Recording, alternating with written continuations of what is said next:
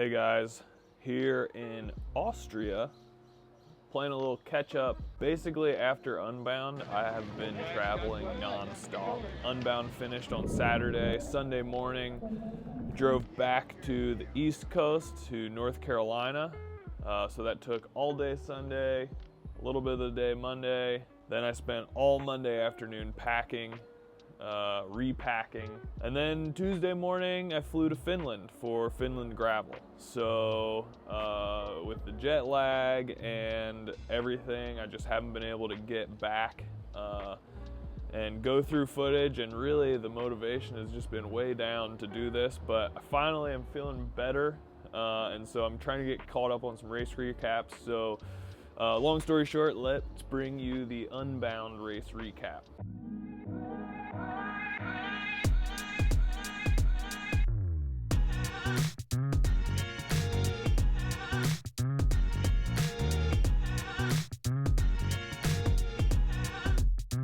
Okay, so I flew to Bentonville, got to hang out with Tyler Cloutier for a couple days, picked up the Bike Flights van, and then I drove to Emporia on Wednesday, got the expo set up, and then Thursday we ran the expo.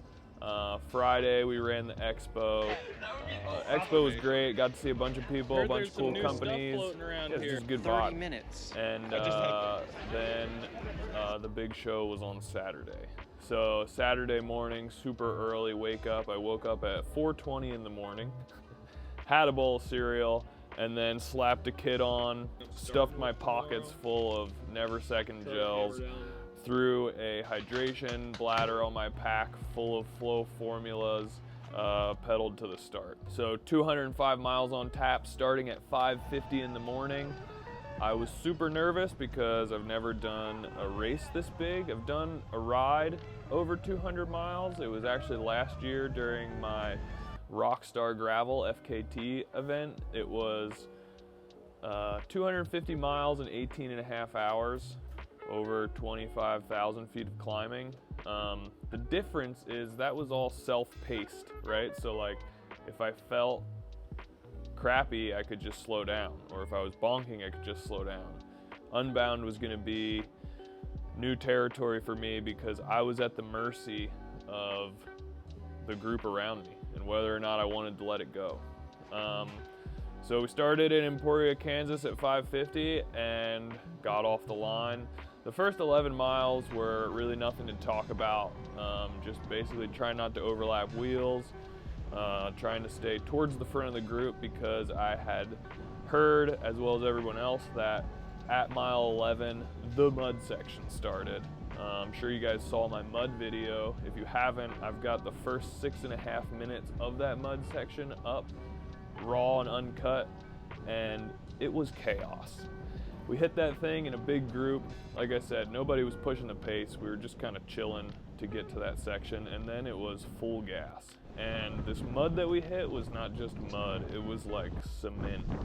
As soon as your wheels touched it, or your tires touched it, it started picking up mud, and it just was like wet snow on a snowball, and it just started accumulating until it was smashing into your fork legs and piling up behind your bottom bracket at the seat tube.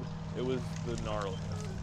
I mean, it was just like this leapfrog thing, just jumping, like lots of people passing you, you're passing people back, you gotta stop and scoop mud out of your junctions and like push mud through your fork legs and scraping them off the rims and the tires. It was just gnarly.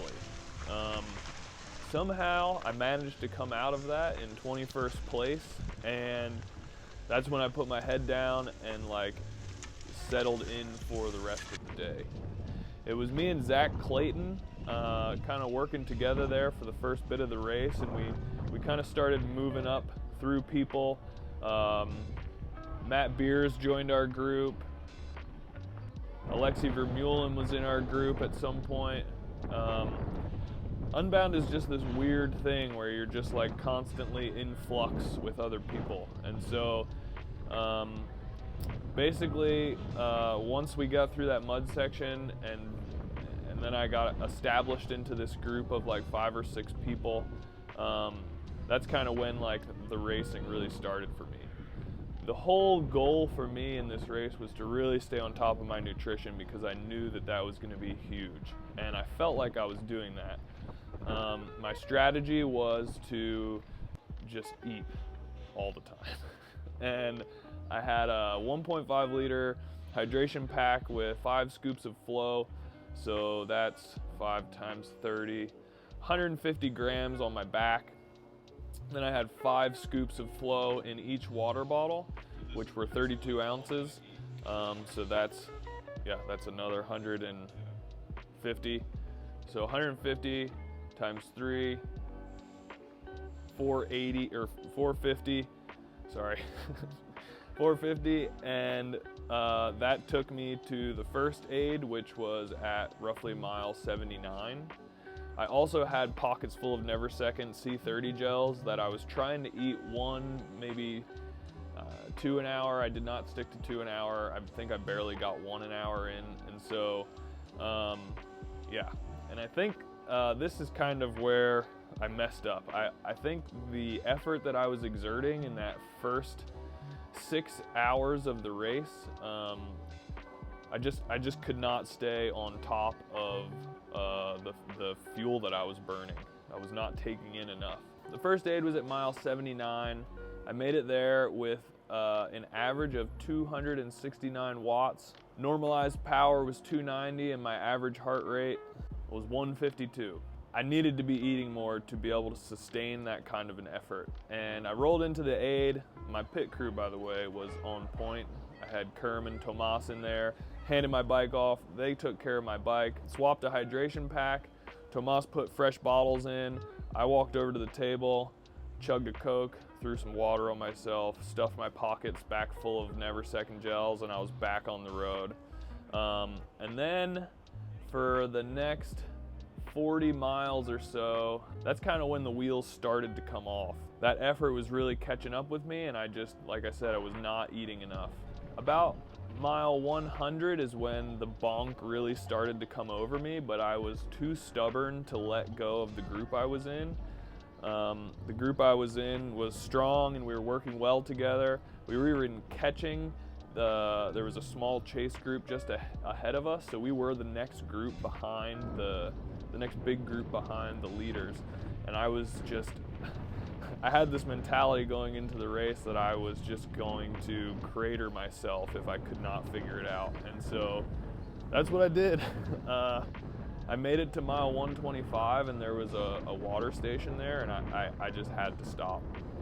I stopped and filled my bottles. Took a second and then I got back on the road, but once I started pedaling again, I was crushed. Like I said, I did that. So this was roughly 6 hours in to this point. The power had dropped off since the aid. I was doing 254 watt average for this 6 hour block, 282 normalized and 151 heart rate. And that's when the wheels came off. For the next hour and a half, I felt like a zombie pedaling a bike. The life was just sucked out of me. And I even had to stop, sat on the ground for a bit. I ate a bar just because I felt like eating something solid would make me feel better. It did not. So I spent that next hour and a half at 174 watts. Normalized power 192, average heart rate 127. I basically went on a small recovery ride in the middle of my Unbound. It took 24 miles to come out of that hole. And finally, I started to feel a bit more normal and was able to put out at least like mid-range endurance power.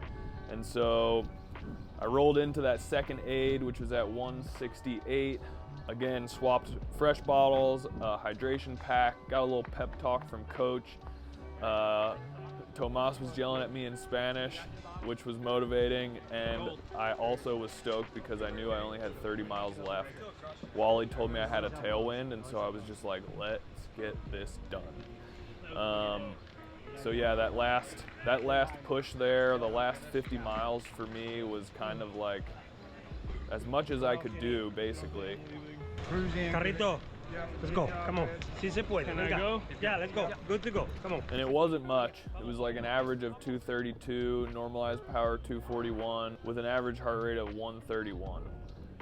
But it just felt so much better. And at this point, like, I was so close to quitting in that deathward spiral I was in that I was just happy to finish. I didn't even care what place I was in. I pushed through the finish, finishing in a rainstorm because that tailwind was bringing in some gnarly clouds.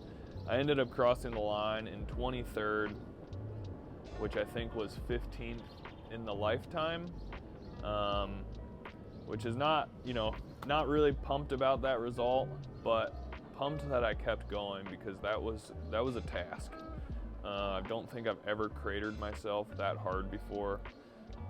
So yeah, the silver lining is I moved up a spot in the lifetime overall standings from 10th after Sea Otter to now 9th. And I also now kind of learned some things about myself, which is kind of the experience I feel like most people get at Unbound. If you don't have a really great result, if you don't hit it perfectly and make that front group, I feel like you end up learning a lot. And I sure did. For instance, like, I needed to eat way more to be able to sustain that kind of effort. And so with that said, I kind of took that knowledge forward into the next race recap, which I'm gonna launch, which was Finland Gravel. So like I said, left Unbound on Sunday morning, drove all day, finished that drive midday on Monday, had to pack my bike, repack clothes and everything. Left Tuesday morning for Finland, and then Saturday was Finland Gravel. So I got 1 week after Unbound. Obviously I was a little bit nervous of how the body was gonna feel, but we'll get into all that in the next race recap. Thanks for watching.